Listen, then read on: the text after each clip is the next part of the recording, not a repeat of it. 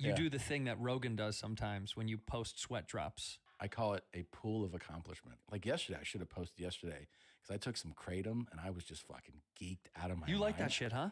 Dude. That stuff's like, it's like crack for, oh my God. It's heavy. I was like, ah! And I was fucking, here's how crazy it was. Fighting out of Sacramento, California. Woo! What you gonna do?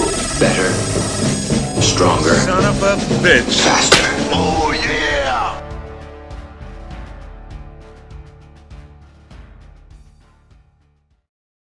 Have you taken that? I have taken kratom. Have you taken it as a pre-workout?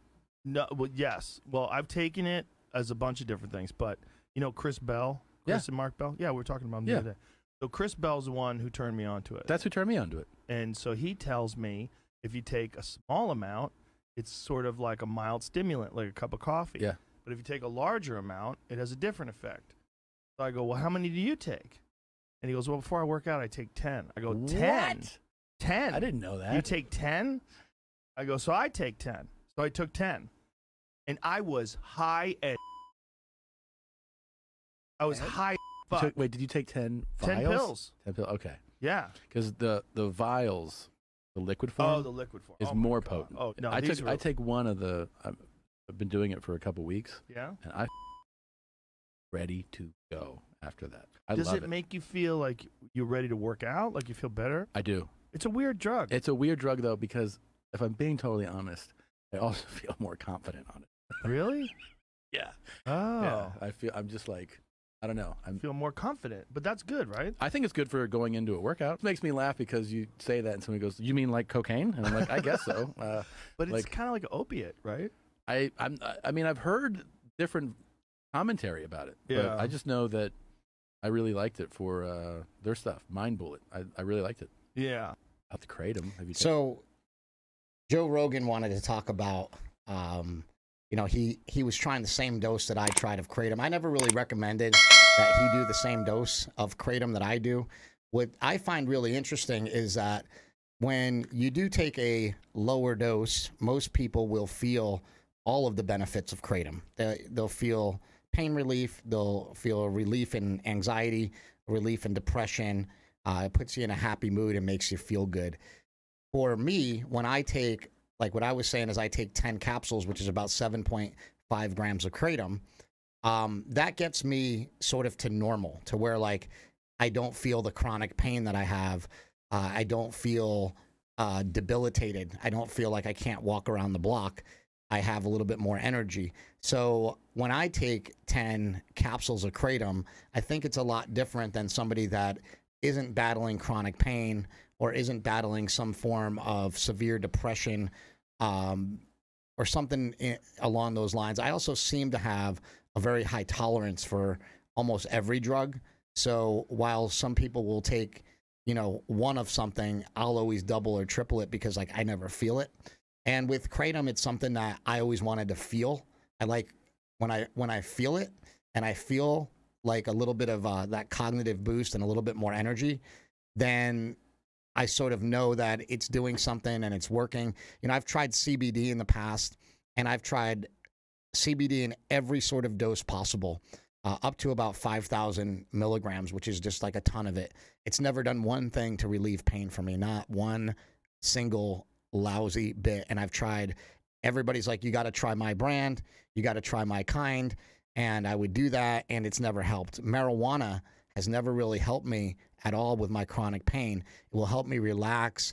It'll help me go to sleep, but it actually interferes with sleep because you don't dream when you're taking marijuana in. And it's a lot of that is the same thing with certain things like melatonin. They can actually interrupt your sleep, even though people say that they're good for your sleep.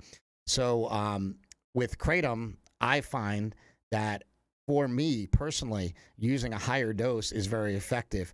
For most people, I think they can get away with a much lower dose of just use as directed, like 2 capsules. And I want to talk about the warnings that should come along with kratom, because I understand that Tom Segura is a comedian and Joe Rogan is a comedian, and these guys are hilarious. But when they talk about things and they put it in these terms like drugs, like Tom was saying, it's like cocaine, right? And then on the podcast that Mark was on, 2 Bears, 1 Cave with Tom Segura, they compare it to crystal meth. And Tom says if somebody's giving you shit about your kratom addiction or about your meth addiction, to just switch over to kratom. And I kind of find a problem with those statements because I think people actually take them seriously. And I know that Tom is just joking around and not to take it seriously, but I think people do take it seriously. And I want people to know that this is a very safe and effective way for people to get out of pain, for people to feel better.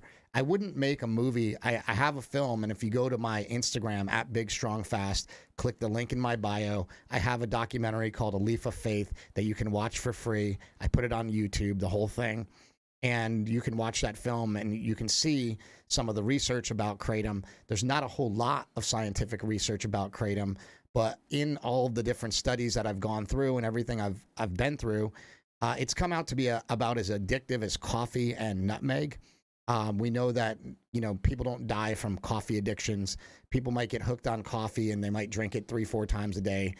The same thing really happens with kratom, although it can be a much nastier sort of addiction. So I recommend with kratom that people usually do it once a day.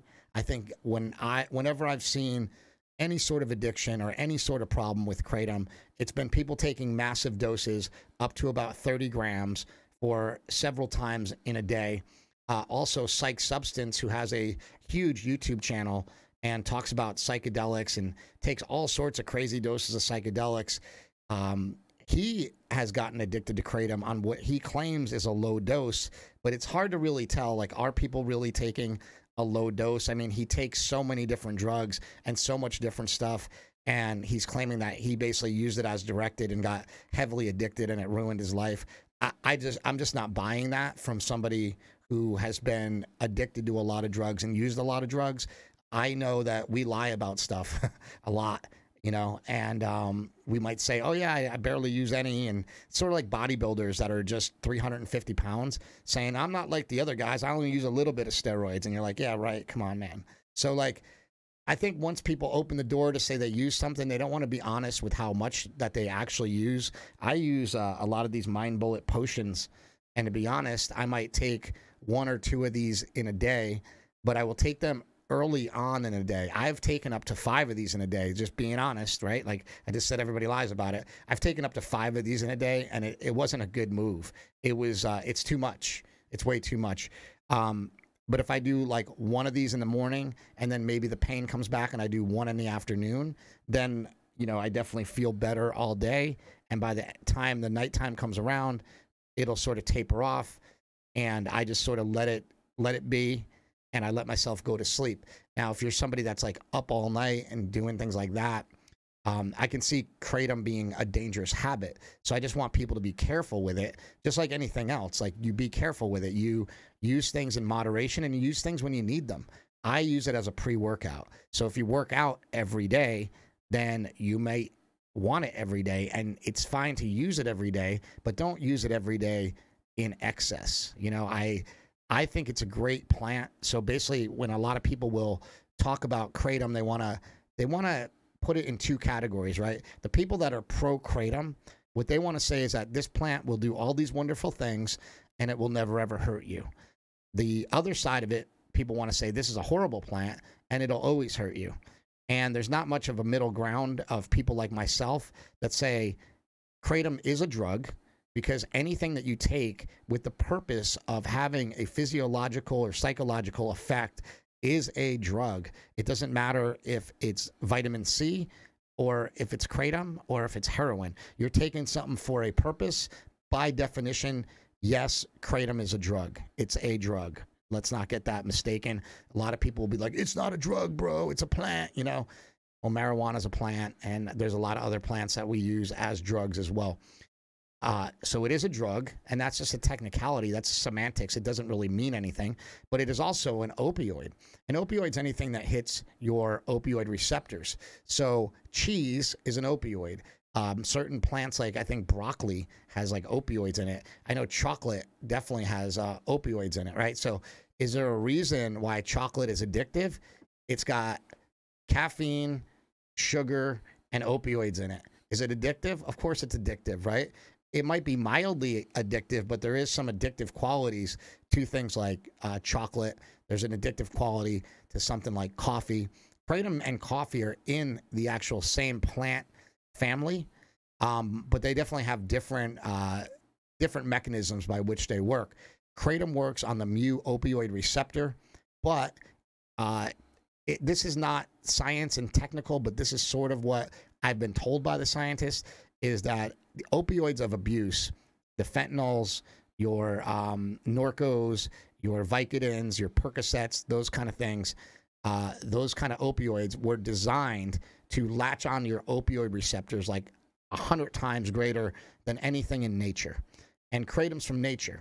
So kratom doesn't lock onto your opioid receptors like that. It can't unless it's synthetic, unless there was a synthetic version of it that was made and designed to lock on your opioid receptors like that. Now, when Vicodin or Percocet or whatever, when that stuff leaves your opioid receptor, it damages it. And when it damages it, it creates what's called beta-arrestin, and beta-arrestin makes your body want more of that. Beta-arrestin also is what stops people from breathing. So if you hear people dying on fentanyl, they basically go to sleep and they don't wake up because they don't breathe in their sleep. It's like a prolonged sleep apnea, where instead of like not breathing for 30 seconds, it slows down their breathing, and they might not breathe for 5 minutes, and then they just die. And it's very sad. It can happen to, I've seen it happen to mothers who, you know, through the pain of childbirth had to be put on some sort of really strong opioid, and then, you know, 3 days after the child is born, the mom doesn't wake up, you know, and it's really, really tragic because that can happen to anybody.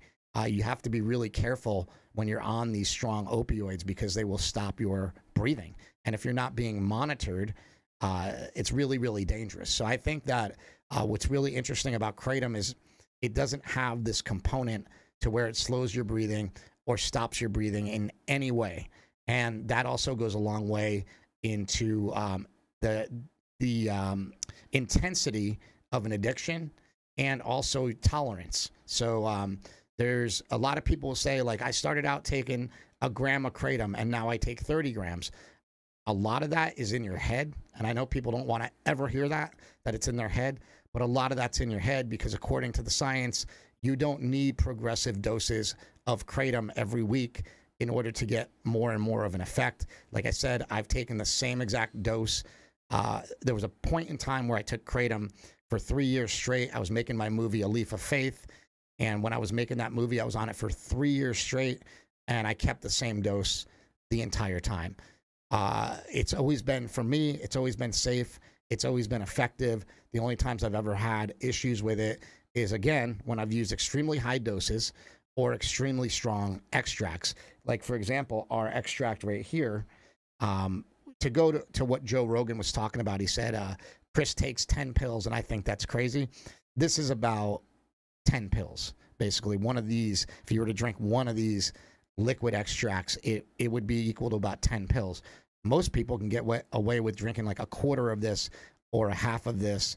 But I just like to bang out the whole thing, and it makes me feel great all day. So that's how I do it, right? These are expensive, though. It's much cheaper, much more economical to use capsules. And the other thing is with the liquids, you're never going to get a liquid that's a full spectrum. It is going to be the main ingredient in kratom, which is metragenine. And metragenine on its own is not necessarily addictive. There is another alkaloid in the plant called 7-hydroxymetragenine, and that is very highly addictive, but it would be found in very, very, very small amounts, if any, by the time you get to this extract. So that's like another interesting thing. Like, are the capsules and powders addictive? Or is the extract addictive? Like, there's not a whole lot of science, so it's really, really hard to tell. And I just tell people, use it responsibly and be careful. And it can literally be your secret weapon to suppressing your appetite, to getting rid of anxiety and depression, to killing chronic pain, or please listen to this, it might not be for you. And I think that's very important. A lot of people are probably yelling at this video going, I got addicted to it, or it's, you know, maybe it's not for you. Not everything is for everybody. But for me, it was a game changer, and it completely changed my life. And it's something that I will continue to talk about and tell people. But just so people understand, I will also be talking about and telling people what the possible dangers are of anything you do. I've done a carnivore diet for years. I don't think it's the best way to eat. I think people should have some fruit in their diet, have some fiber in their diet, have a little bit more in their diet. Does that mean that we can't experiment with carnivore diets for short-term fat loss, for short-term relief of certain symptoms we might have with autoimmune conditions? No, that doesn't mean we have to get rid of them altogether. It means that we don't do it all the time. And so that's sort of the point I wanted to make with kratom, because I do get a lot of blowback from people that I think it's like one big party. And I just want people to know that I do care about people. I do care about everyone that takes any product that, first of all, either I put out or any product that I recommend. I want to make sure that you guys know the good and the bad and the ugly. So that's it on kratom. If you guys have any questions, just leave them below, and we'll be sure to answer your questions. Thank you guys for watching.